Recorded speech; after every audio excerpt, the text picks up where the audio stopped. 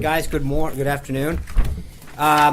We moved up the briefing a little today in deference to the President's visit to the Department of Homeland Security. As soon as he gets going over there, I'm going to wrap up. So we got a little while together, but we'll try to make sure that in deference to his remarks when he gets there, we'll wrap it up. After briefing yesterday, the President brought leaders of both parties together to discuss his next nomination of the Supreme Court. It's an incredibly productive conversation. As you can see from the President's tweets, he will announce that nomination next Thursday. The President also spoke with Prime Minister Modi of India yesterday.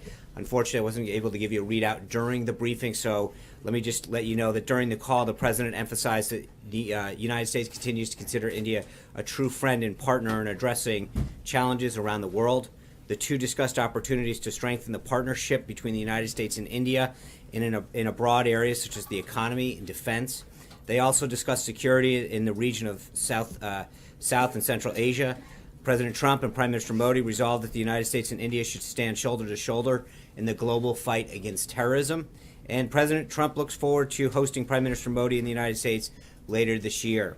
Today, the President's focused on fulfilling one of his most significant campaign promises to the American people by making America safe again, by taking steps to secure our borders and improve immigration enforcement inside the United States. The President intends to sign two executive orders after observing the swearing in of Secretary of Homeland Security Kelly. The first order is the Border Security and Immigration Enforcement Improvements. It addresses long overdue border security issues, and it's the first order in that will be to build a large physical barrier on the southern border. Building this barrier is more than just a campaign promise. It's a common sense first step to really securing our porous border. This will stem the flow of drugs, crime, illegal immigration into the United States. And yes, one way or another, as the President has said before, Mexico will pay for it. The executive order also provides the dedicated men and women of the Department of Homeland Security with the tools they need, the tools and the resources they need to stop illegal immigration from entering the United States.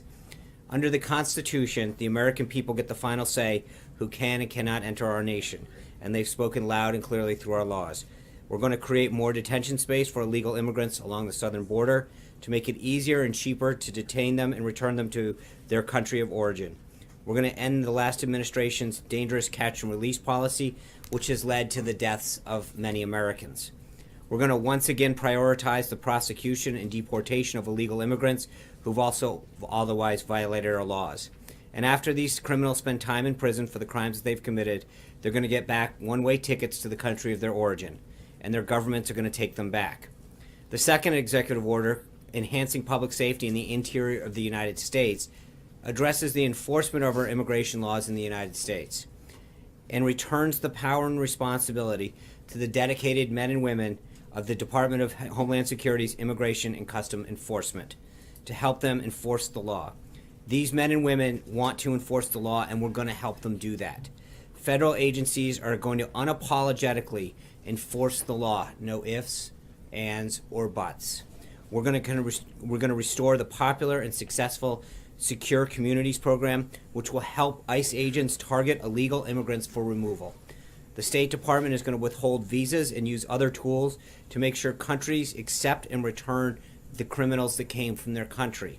We'll ensure that these countries take those individuals back, and we're going to strip federal grant money from the sanctuary states and cities that harbor illegal immigrants.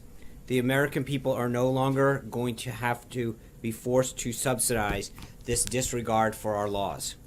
Reforming our immigration system has been at the top of President Trump's priorities since he announced his candidacy. Now, in just the first week, we're not there yet, of his presidency, the last administration will enforce the rule of law and restore value to the American citizenship, our greatest asset in the 21st century.